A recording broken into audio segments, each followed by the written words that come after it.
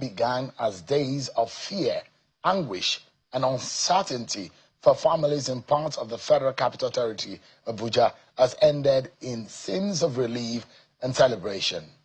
Tonight, we can tell you that 25 victims kidnapped by armed bandits in communities around Buhari Area Council in Abuja have now been rescued in a coordinated intelligence-driven security operation. A joint mission involving the Nigerian Army, the Department of State Services, and the Nigerian Police followed days of intense intelligence gathering, surveillance, and community collaboration, according to security agencies and what they told Channels Television, that eventually led operatives to the kidnappers' hideout deep inside the Gidangodo forest. Tonight, the communities of Gidangodo and Biasin are witnessing emotional reunions as families welcome back their loved ones after a terrifying ordeal in captivity. Residents will now see some family members are jubilating, thanking God, security agencies for the rescued, and how they've now reunited with relatives after receiving medical attention at a military facility. Thank you. God bless you. You will not see shame. You people will not see shame. Nobody will cut your life short. For this you have done. Before you cry to God, God will answer you. Thank you very much. Thank you. I am very grateful. Thank you, everybody. Thank you very much. How do I thank you? How do I thank you? What can I do? Thank you. God bless you. You will not see shame. You people will not see shame. Nobody will cut your life short. Before you cry to God, God will answer you. Visibly happy and emotional members of the family of kidnapped victims there. But now some of the victims are recounting the horror of their abduction, while family members speak of the moment they received the call that their loved ones had finally been freed. And you will hear very graphic description of some of these victims, of how they were taken, where they were taken, many hours of trek from one state to the other. Horrific, I tell you. Take a listen to some of the victims. At my residence in Kubwa on Thursday night by 10:56 p.m. I was kidnapped with my 3 other children.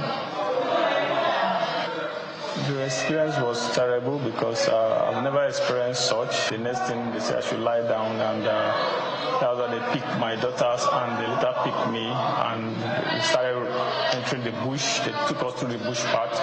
All through that night we were walking till when we get to their camp on a hill path. Then the next day again, all through the day they kept us in a place, blindfold us.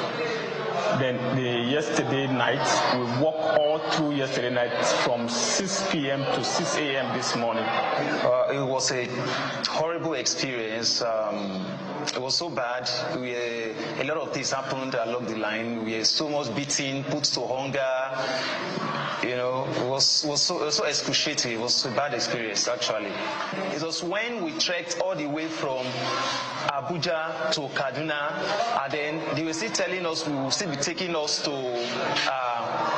Katsina. That was when all hope was lost. Yes, actually, they asked them things, they tell us. So they told us that by this time we would have started making our journey to Katsina State. So we are going to collect each person, each of the victims, 5 million naira each. That it's non-negotiable. It was a terrible experience that I don't even wish it for my enemy. Very terrible experience. The first location they took us to was under a mountain. The mountain was very big, like cast under. So we stayed there. It's like you can't sit like this. You can't sit upright. You have to bend like this because of the mountain. If you sit upright, the mountain will affect your head. So you have to bend.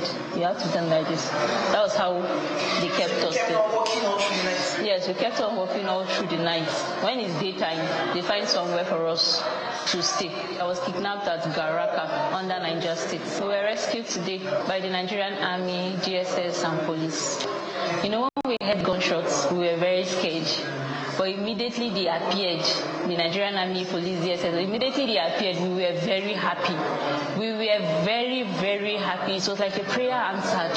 Like, we were very happy. We give thanks to God and we appreciate them for their efforts. Truly, they are really, really working.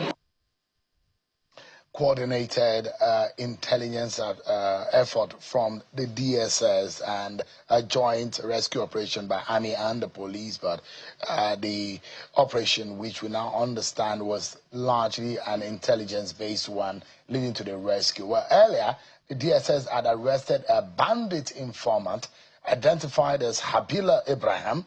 Ibrahim is currently in DSS custody, awaiting arraignment in court.